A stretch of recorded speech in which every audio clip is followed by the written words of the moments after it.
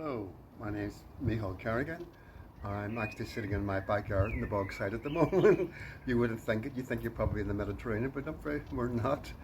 And Shah's going to interview me about Mark Ashton's contribution to generally to the LGBT community, and which was huge, even though it was very short-lived, and he wasn't around for very long, but he made an enormous contribution in that very short time. And in my opinion, Mark's biggest contribution and that whole uh, gay support of minors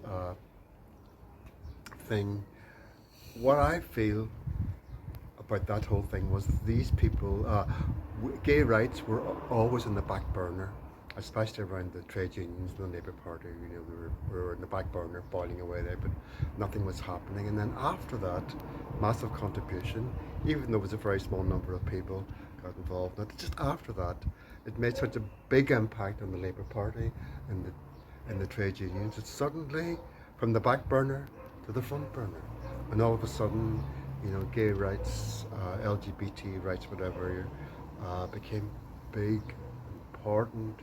It became, you know, human rights, civil rights issues, and I think that was really huge because all of a sudden it led then to all the massive legislation around, first of all, civil partnerships and then full-blown gay marriage. So I think it all began at that time, you know, and that to me, that was Mark's contribution, and it was huge. You know, even though he wasn't here for a very long time, but he must have been. I never knew him. I saw him from a distance. I was always scared of him. He always was like in the middle. You could see him from a distance, and he was always in the middle of some sort of passionate conversation about something or other, you know. And I myself sort of got involved in the again, lesbian support the minors. I lived in South London and Brixton, so I did collections after work and stuff, and I. It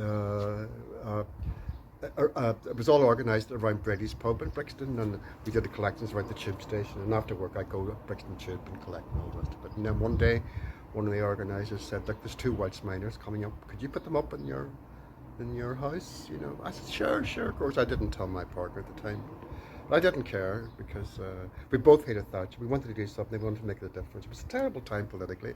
The 80s were awful politically. It was awful. You had Reagan in America, and then you had Thatcher in Britain, and it was an unholy alliance. In fact, one of the tabloid papers said that the gay community's involvement with the miners' strike was an unholy alliance of pits and perverts. So I decided I would write about that, and I wrote a play called Pits and Perverts, which is about a year before the Pride movie. And so about the two miners coming into my house and my partner, who they thought was we weren't a gay couple, and that play is sort of about a journey we all took together and realised that we were on the same boat together. So there you go. So it was looking back on the 80s, just not just the minors. It was a terrible time for the gay. It was a bad time politically. I think it was just Reagan in America and Thatcher in Britain. You know, it was just very.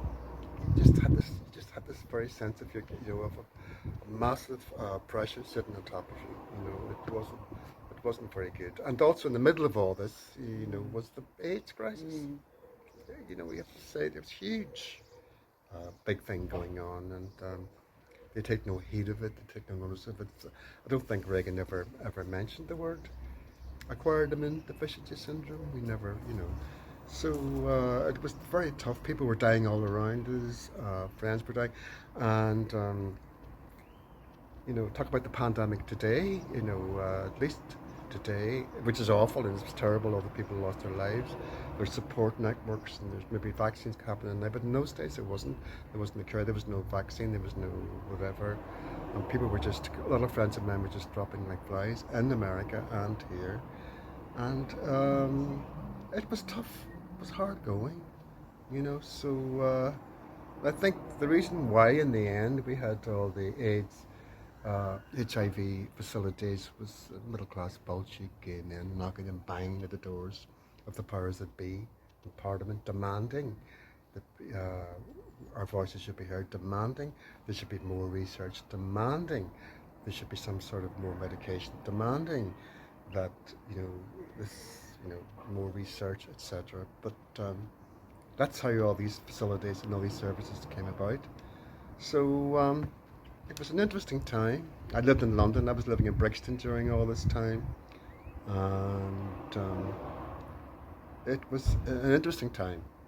But as I said before at the start of this interview, that the lesbian and gay supporter minors group were so important because I felt that they sort of put gay liberation and gay rights from the back burner to the front burner. And the important thing was that trade unions took notice, the Labour Party took notice, and the wider world took notice. And I think that led to all the progressive gay legislation, which eventually passed through the British House of Department. So and obviously, Micháel, you'd be in support of a memorial for Mark and Portrush. I would be, yes, because of all those very reasons. I said I would be supportive of a memorial of some sort, a plaque, or even I think there's a statue mentioned or something like that, but something to commemorate his big contribution because he was from here. Portrush, not too far up the road, so that would be great if that Causeway Council, I think it's the Causeway Council, is it, where you are debating this? I don't know how far they've got or what decisions they've made, but it shouldn't be that. I wouldn't have thought it wouldn't be that big hard of a decision to make for someone from around there who had made such a massive contribution to human rights and civil rights. Thank you, Micháel. It's a pleasure.